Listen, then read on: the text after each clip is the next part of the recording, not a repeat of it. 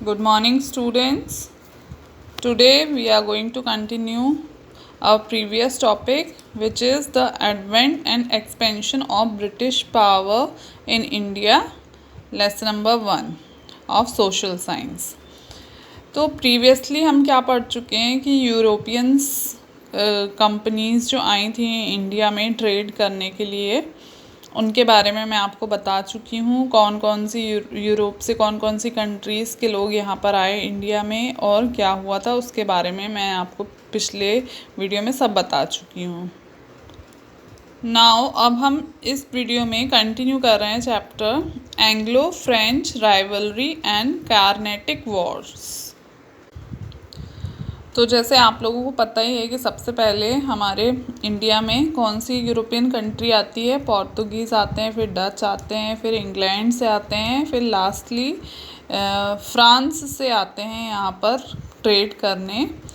तो जब फ्रांस के लोग यहाँ आते हैं तो पहले से ही ब्रिटिशर्स का यहाँ पर ट्रेडिंग का काम चल रहा था, वो ट्रेड कर रहे थे यहाँ पे। और क्योंकि दूसरी कोई कंट्री अगर आकर ट्रेड करना शुरू करेगी तो उन्हें ऑब्वियसली अच्छा नहीं लगेगा। तो बहुत जल्दी ये ट्रेडिंग की राइवलरी उनके अंदर में किस में बदल गई, वॉर में कन्वर्ट हो गई थी। क्योंकि ब्रिटिश कंपनी जो थी एक प्राइवेट ऑर्गेनाइजेशन थी और जहाँ पर फ्रेंच कंपनीज जो थी वो अंडर कंट्रोल किसके थे, फ्रेंच गवर्नमेंट के अंडर में थी।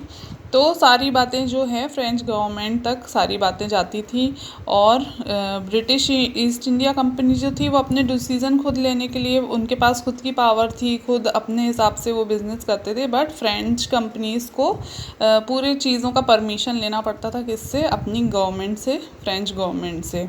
फिर जो ऑफिसर और एम्प्लॉयज़ थे ब्रिटिश कंपनी के, वो बहुत ही डिवोशन था उनके अंदर और वो किसी भी तरीके से फ्रेंच कंपनीज़ को यहाँ पे ट्रेड नहीं करने देना चाहते थे।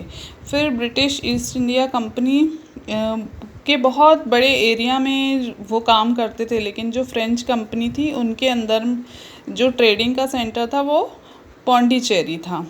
और ब्रिटिश कंपनी जो थी वो बहुत ही अलग अलग तरीके से अपने ट्रेडिंग सेंटर्स बना रही थी। बहुत जल्दी जल्दी वो पूरे इंडिया पे कैप्चर कर रही थी सब जगह को, और उनके कोई भी टर्म्स कंडीशन नहीं थे। वो ज़्यादा से ज़्यादा बेनिफिट चाहते थे ट्रेड में और दूसरे व्यक्ति को वो नहीं चाहते थे कि कोई भी यहाँ पर आए और ट्रेड करे। अब कार्नेटिक वॉर और उसके रिज़ल्ट क्या हुए इसके बारे में हम जानेंगे। देखिए, ब्रिटिश ईस्ट इंडिया कंपनी और फ्रेंच कंपनी क्या एफ़र्ट कर रही थी कि ज़्यादा से ज़्यादा उनको क्या हो, बेनिफिट हो और उनका एक्सपेंड हो, पॉलिटिकल इन्फ्लुएंस भी, ठीक है। और क्या चाहते थे, वो इंडिया से गुड्स ख़रीदना चाहते थे लोएस्ट प्राइस पे और वो कंट्रोल चाहते थे मार्केट में, इंडिया की मार्केट में अपना कंट्रोल चाहते थे। दोनों के मोटिव एक ही थे।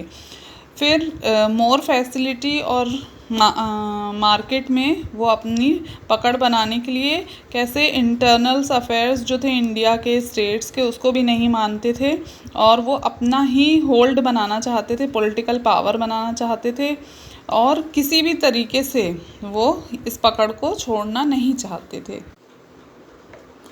तो हम पढ़ेंगे फर्स्ट कार्नेटिक वॉर 1746 टू 1748। अब कार्नेटिक वॉर क्यों कहा गया है, क्योंकि देखिए बंगाल जो है उसके साइड आपका ईस्टर्न घाट है, ईस्टर्न घाट के साइड जो आपका कोस्टल एरिया है उस जगह को कार्नेटिक प्लेस कहा जाता है और ये वॉर वहीं पर लड़े गए हैं, इसलिए इसे कार्नेटिक वॉर कहा जाता है।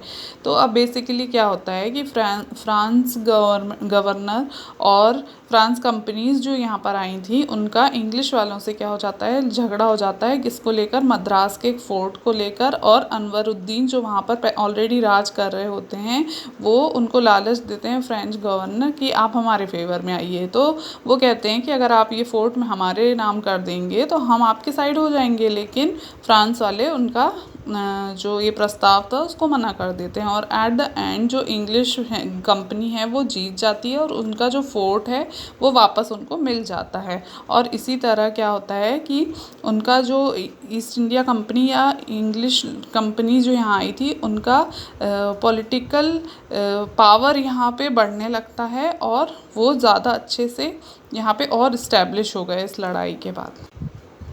उसके बाद देखिए सेकंड कार्नेटिक वॉर होता है 1748 से 1754 में।